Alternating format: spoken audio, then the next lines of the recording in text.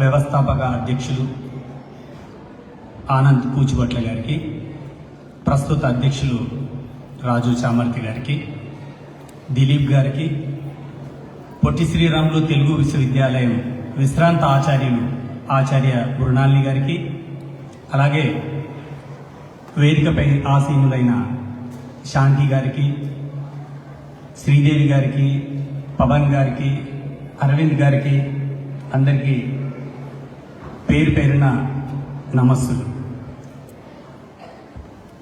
పొట్టి శ్రీరాములు తెలుగు విశ్వవిద్యాలయం ఏర్పాటుకి ముఖ్య కారకులు స్వర్గీయ శ్రీ నందమూరి తారక రామారావు గారు.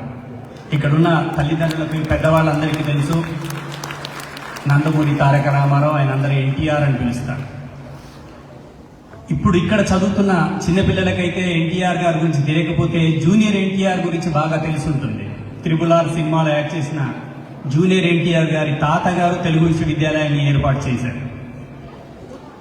ప్రపంచవ్యాప్తంగా ఉన్న తెలుగు వాళ్ళందరినీ ఏకం చేయాలని, తెలుగు భాషని విశ్వవ్యాప్తం చేయాలనే ఏకైక లక్ష్యంతో తెలుగు విశ్వవిద్యాలయాన్ని ఏర్పాటు చేశారు. ముఖ్యంగా విశ్వవిద్యాలయం చేయాల్సిన ఈ పనిని 18 సంవత్సరాల క్రితం సిలికానాంధ్ర మనబడి తమ భుజాల మీద మోస్తూ మేం చేయాల్సిన పనిని వారు అమెరికాలో మీ అందరికీ తెలుగు భాషను నేర్పించడంలో తోడ్పాటును అందిస్తున్నారు. అందుకు సిలికానాంధ్ర వారికి నేను ధన్యవాదాలు తెలియజేసుకుంటున్నాను. ఎల్లప్పుడూ తెలుగు విశ్వవిద్యాలయం కృతజ్ఞతగా మీతో వ్యవహరిస్తామని సభాముఖంగా తెలియజేస్తున్నాను. ఇక్కడ నేను మాట్లాడే ముందు కొంచెం భయపడ్డాను. ఎందుకంటే ఆనంద్ గారు మాట్లాడిన మాటలు, రాజు గారు మాట్లాడిన మాటలు, దిలీప్ గారు మాట్లాడిన మాటలు, వారి భాషా ప్రయోగం, మృణాలి గారి గురించి అయితే ఇంక చెప్పక్కర్లేదు. ఎందుకంటే వారు ప్రొఫెసర్ కాబట్టి మా విశ్వవిద్యాలయానికి ఎంతో సేవలు అందించారు, ఎంతో మంది విద్యార్థుల్ని తీర్చిదిద్దారు. వారి ముందు తెలుగులో ధారాళంగా మాట్లాడడం కానీ భాషా ప్రయోగం చేయాలంటే కాస్త భయం వేసింది. ఎందుకంటే నేను స్వతహాగా తెలుగు భాషకు సంబంధించిన వాడిని కాదు, నేను నాటక రంగానికి సంబంధించిన వాడిని.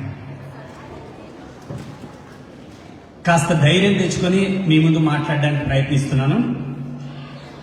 ఈరోజు ఈ స్నాతకోత్సవంలో ఉత్తీర్ణత సాధించిన విద్యార్థులకి అభినందనలు తెలియజేస్తూ దానికి ముఖ్య కారకులైన తల్లిదండ్రుల్ని ప్రత్యేకంగా అభినందిస్తున్నాను.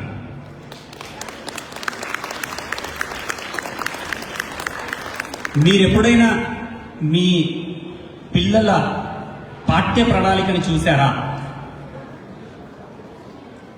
నేను కంట్రోలర్గా అండ్ రిజిస్ట్రార్గా సిలికానాంధ్ర వారి పాఠ్య ప్రణాళికను చూసినప్పుడు ఇది సాధ్యమా అంటే, ఉభయ తెలుగు రాష్ట్రాల్లో మేమే సరిగ్గా తెలుగు మాట్లాడడం లేదు, చాలా వరకు ఇంగ్లీష్ ఇన్ఫ్లుయెన్స్లో ఉన్నాము, కొంతమంది ఉర్దూ కానీ హైదరాబాద్ లాంటి ప్రాంతాల్లో హిందీ ఇన్ఫ్లుయెన్స్తో ఉన్న పరిస్థితుల్లో తెలుగు భాషని, ఈ పాఠ్య ప్రణాళికని అమెరికాలో వీళ్ళు నిర్వహిస్తున్నారంటే కొంత ఆశ్చర్యంగా అనిపించింది. కానీ ఇక్కడున్న గురువుల్ని, ఇక్కడున్న విద్యార్థుల్ని, వారు రాసిన పరీక్షా పత్రాల మూల్యాంకనాన్ని చూస్తున్నప్పుడు అర్థమైంది, ఇది కదా సిలికానాంధ్ర వాళ్ళు చేస్తున్న పని అని నాకు అర్థమైంది.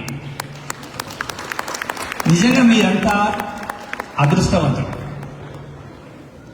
ఎక్కడో అంటే మన బతుకు తెరువు కోసం కావచ్చు, లేదా అమెరికా మీద ఉన్న ఇష్టంతో కావచ్చు, మన ఉద్యోగ బాధ్యతలు కావచ్చు, ఇక్కడ ఉంటున్నప్పుడు మన తర్వాతి తరానికి మన భాషను అందించడం అనేది చాలా కష్టమైన పని. చాలామంది తల్లిదండ్రులు, ముఖ్యంగా తల్లులు, వాళ్ళు పిల్లలతో ఎక్కువగా మాట్లాడుతూ ఉంటారు కాబట్టి అందుకే మదర్ టంగ్ అంటాం. తల్లి దగ్గర నుంచి పిల్లలకి తొందరగా భాష వస్తుంది. కానీ ఇక్కడున్న పరిస్థితుల్లో మన పిల్లలతో తెలుగు మాట్లాడే టైం కూడా ఉండదు మనకి. ఇది చాలా మందికి అర్థమై ఉంటుంది. అలాంటి పరిస్థితుల్లో సిలికానాంధ్ర తల్లి లాంటిది. తల్లి కంటే ముందుండి పిల్లలకి ఇంత అద్భుతంగా తెలుగు నేర్పిస్తున్నందుకు సిలికానాంధ్రను నేను ప్రత్యేకంగా అభినందిస్తున్నాను. పిల్లలకి నా సూచన ఏంటంటే, మీరందరూ పరీక్షలు రాశారు, ఉత్తీర్ణత సాధించారు, మీకు ఇవాళ సర్టిఫికేట్ వస్తుంది. కానీ ఎప్పుడైనా భాష సాధనతోనే వస్తుంది.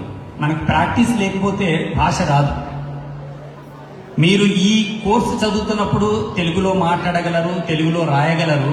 కానీ మధ్యలో గ్యాప్ వస్తే భాషకి దూరమయ్యే అవకాశం కూడా ఉంది. కాబట్టి సిలికానాంధ్ర మనబడి వాళ్ళు ఇంకా మనకంటే ముందుగా ఆలోచించి ఆర్యా యూనివర్సిటీలో సర్టిఫికేట్ కోర్సులు కానివ్వండి, మాస్టర్ కోర్సులు, పిహెచ్డి దాకా మీరు తెలుగు నేర్చుకునే అవకాశాన్ని మీకు కల్పిస్తున్నారు. కాబట్టి తల్లిదండ్రులు, ముఖ్యంగా విద్యార్థులు మీరు ఆలోచించండి. ఇందాక మృణాలి గారు చెప్పారు, మన సొంత భాషలో సాహిత్యము రాయగలిగితే ఉండే ఆనందం మరెక్కడా లేదు అని ఇందాక ఒక రచయిత నిరూపించారు. అలాగే మీరు చెప్పదలుచుకున్న విషయాన్ని మీ భాషలో మీరు అందించగలిగినప్పుడు ఇంకా ఆనందం ఎక్కువగా ఉంటుంది. కాబట్టి నేను సూచించేది ఏంటంటే, ఇక్కడితో కాకుండా ఇవాళ మనకు సర్టిఫికేట్ వచ్చింది కాబట్టి ఇవాళ ఒక డిగ్రీ మన చేతిలో ఉండేది కాకుండా మన భాషని మనం చివరిదాకా కొనసాగించే అవకాశాన్ని మనకి మనబడి సిలికానాంధ్ర కల్పిస్తుంది. కాబట్టి దాన్ని సద్వినియోగపరచుకోవాలని కోరుకుంటూ, ప్రపంచవ్యాప్తంగా ఇవాళ ఒక సర్వే ప్రకారం 16 కోట్ల మంది తెలుగు వాళ్ళు ఉన్నారట. ఇవాళ సిలికానాంధ్ర మనబడి 1 లక్ష మందికి మాత్రమే తెలుగు నేర్పించగలిగింది. ఇంకా వాళ్ళ ముందు దాదాపుగా ఎన్ని కోట్ల మందికి తెలుగు నేర్పించే అవకాశం ఉందో మనందరికీ తెలుస్తోంది. ఆ వైపు మీరు అడుగులు వేయాలని, ప్రపంచవ్యాప్తంగా ఉన్న తెలుగు వాళ్ళందరికీ వాళ్ళ పిల్లలకి తెలుగు భాషని నేర్పించే క్రమంలో తెలుగు విశ్వవిద్యాలయం మీ వెనంటూ ఉంటుందని సభాముఖంగా తెలియజేస్తూ నాకు ఈ అవకాశాన్ని కల్పించినందుకు ధన్యవాదాలు తెలియజేసుకుంటున్నాను. ధన్యవాదాలు.